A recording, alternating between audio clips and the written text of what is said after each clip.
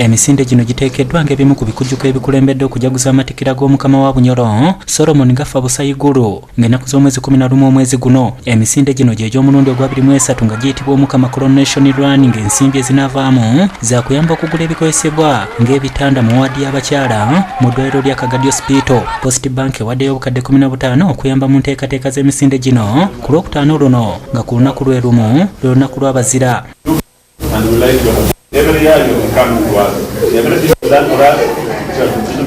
Jakubeera mu disitulikiti y'Oyima nga abaddusi bakusimbulwa ku lubiri lw'omukama Kaluziika ng'okugyetabamu kwa mutwalo gumu gwokka. Ne oba toli wakudduka ogula kana akantu oba ne bwoba tokaguze ojja wano ku Postbank ne tukuwa receipt nobeera nga oyambyeko okubeera nga osupportinga abakyala bano tugule ebitanda we bazaalira.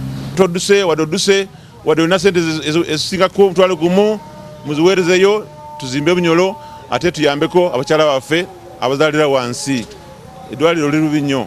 Ng'ogyeko aba Postbank abalala abataddemu ssente kuliko aba Betway abeeyamye okugulira eddwaliro ebitanda 10.